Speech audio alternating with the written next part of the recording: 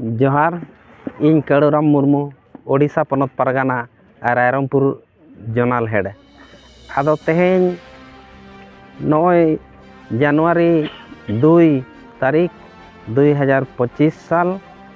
आदो आदिवासी सेंगेल अभियान बोहड़दा block committee set खन तेहें नोआ जोहराडी रेलवे स्टेशन सामांग रे मिटांग दुपुड़ुब ताहे कना आदो नोआ दुपुड़ुब रे नोआ कथा गे गालोच रे ठौकायना जे नॉय नोआ बोहड़दा ब्लॉक एरिया रे जहाँ तिनाग गे सेंगेल परिवार को सेलेद मेना कोआ आदो उनको सेंगेल परिवार सानाम होड़ जोतो परिवार रिन कुड़ी कोड़ा गिदर पिदर मिटांग न्यापाम रेना दिन ना गोटा कना अवरी गोटा मेनखान तिना ढेर नोडे सेंगेल परिवार मेना कोआ उनको तालारे मिटांग उपरुम हुयुआ आर नवा डहार लेकाते नोआ कमी होरा जहाँ हुयुक कना नोआ हो तिना अतुरे हुयेना चेक लेका हुयेना नोआ को इदी कातेन इना हिलो दो गालोच गोटाआ नोआ को इदी काते गे तेहेंया नोआ गपाल माराव रे ठौकायना आदो नोआ ना सुर दिन रेगे ओका हिलो नोआ सानाम सेंगेल परिवार को न्यापाम दिन ठौकाआ आ दिन ठौका लेनखान नोआ होना आले सोशल मीडिया माध्यम ते सानाम को बन बड़ाय दाड़ेया आर जहां को नोआ सम्मेलन रे सेटर ओना इच्छा तहना उनको होको सेटर दाड़ेया ठीक है निये कमेंट काते गे अलिया कथा लिंग केचेदेया दोड़ाते सानाम को सोशल मीडिया रे वायरल होकना नोय जे ना ए सरकार मुर्मू गोके को निम धरो ले आदो नोआ रे मिटांग के मनहानि के हुइलेन तहन आदो नोआ इदी काते चेक अपडेट उनकान आर हिजु कना नेतो आदो नोआ जहाँ कथा बिन कुकली किया नोआ इदी काते दो नीना गिलिंग मेना जे सालखान मुर्मू जहाँ नुकु माझी पारगाना महाल रिन अयुरिया को नुकु आज बिना कुली काते आज साला बिना गालमाराव बिना विचार कातेन नुकु को नीम धरो लादेया सामाजिक बहिष्कार लादेया को आर उनिया जहाँ तिना फोटो चित्र को ताहे कना ओना सानाम को गोया लाआ आदो नोआ इदी कातेन सालखान मुर्मू सेट खन जे 10 कोटी रना मनहानि उनको केस एमत को ताहेन सिविल कोर्ट रे तो तेहें ओना सिविल कोर्ट रे चलावेन 23 तारीख हिलो विचार हुईना आर विचार रे नोआ गे ओडे फैसला जजे एम केआ जे नुकु मनहानि लेकाते 10 लाख टाका को जुरिमानायना आर नोआ दो सरी कथा कान गया उनको को जुरिमाना हकना नोआ खन दो नोआ गे बड़ायोक कना जे तेहें आईन कानून आर संविधान खन दो ओकोय हो बाबो मारांगा आईन कानून संविधान गे मारांगा ओना मानाव बताव हुयुआ नोआ जहां को मेनेआ जे बांगा नोआ तो फैसला बाय हुई कना नोआ तो खाली तुगे सेंगेल वाला को रोड एना दो होड़ ए कोई को नोआ दो सरी गे फैसला हकना तो नोआ ना नो कोर्ट को छुट्टी ताहे इदी कानते नोआ रेना जहां अब डिग्री कॉपी नोआ बाय नाम कना नोआ नाम लेन खान सोशल मीडिया ना ओना हो अपलोडोआ आर सानाम को नोआ बो बड़ाय दाड़ेया नोआ दो सरी चे खाली कना तो नोआ दो सरी जिनिस कान गया गोके ना जहां जे फाइन कथा नोडे ना मेनो कना चापे में डांडोम और बारन मा नोआ को ना अपे अपे पे जहां संगठन पासा से तो ना पे बंदो का दो नोआ आदो ओका लेका नोआ डांडोम चेन हा ए लेकाना नोआ पे मेन चय नोआ जहन स्पष्ट सही दिन लई खान नोआ दो नोआ जिनिस बंदो मेना कना जे तेहें जहाँ गे ना अब माझी को पारगाना को मेना बोना मेनखान आबो ठे दो नोआ डांडोम रेना पावर दो हाई कोर्ट से सुप्रीम कोर्ट बाय एम अकाद बोना मेनखान नोआ जहाँ सरकारी लेकाते तेहें कोर्ट दो ओना पावर को एम अकादेया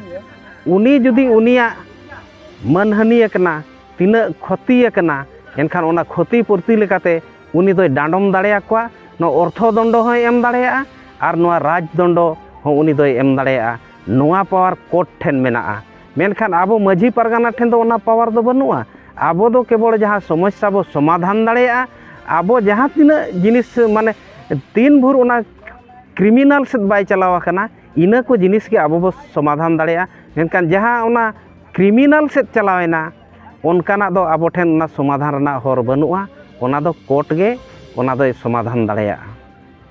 सेंगल पासा से कौन जहाँ पे मैंने चे को के हंडी कथा दो हंडी ना जहाँ सोशल मीडिया रे जहाँ पे वायरल है जब हंडी तो बड़ी जाकना में चुनाव फोन इदी कते पे मैंने तो नोआ इदी कते चेक दिन मैंने नगा बिन मसे नोआ इदी कते लई नोआ इदी कते दो नोआ गेलिन मेना सरी कान गया निशा दो बड़ी गया हंडी हुयु परवा हुयु नोआ को निशा दो बेस जिनिस बांग कना नोआ निशा दो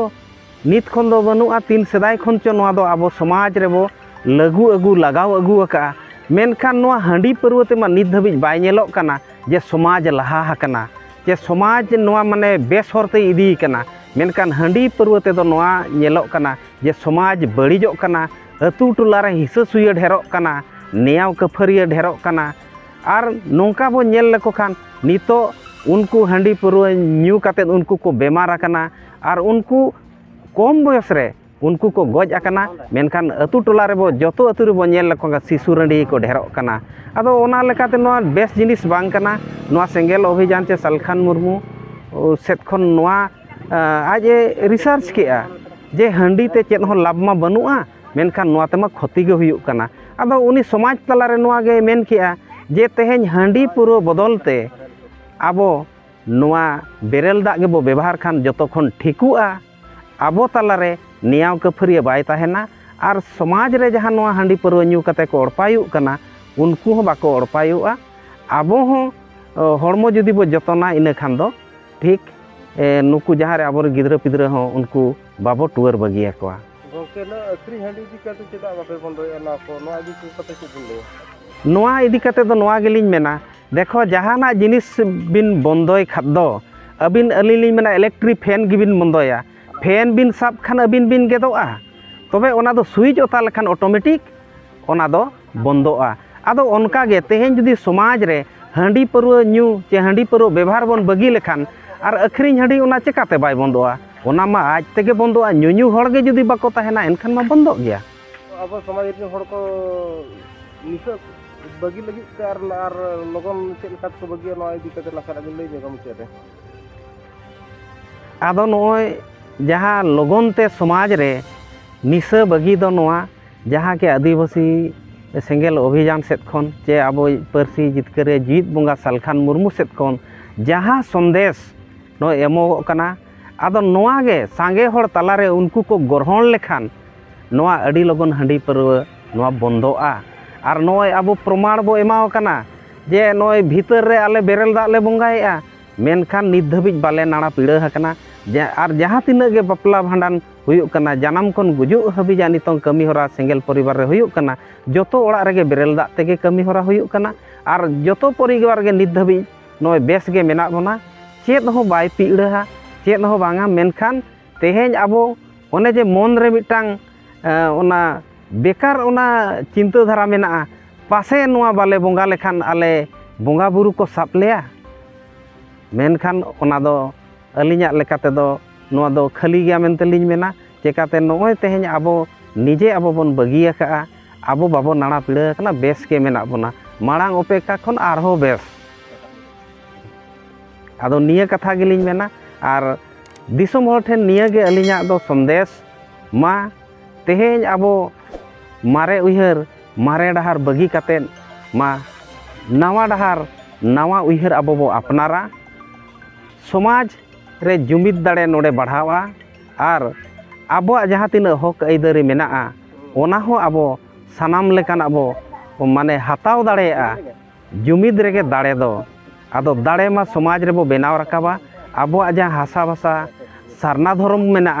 नोआ को अडी लगन आबो जितकर लगती कना ओके सारना धर्म कोड हता लगी देखना छ नोआ को संविधान नय एकटा छ बांगे न जे हंडी को निसे तो तबे धर्म दो अडी निरई जिनिस कना अडी निरोड़ जिनिस कना आ धर्म रे दो नोंकाना निशा हिसा लेकाना जिनिस दो ओका धर्म रे हो बनुआ तो नोआ निशा ताहेन खान दो नोआ सारना धर्म कोड हो अब बाबो नाम दाड़ेया ओनाते नोआ निशा को दो बगी दरकार कना और सारना धर्म नाम लगत Khan abo noa nisa do bagi ge huya bona ठीक गया आदो अड़ी बढ़ती बांग मेन कातेन निया को कथा मेन कातेन अलिया कथा लिंग केचेदेया दोढ़ा तेमा सनाम को जोहार।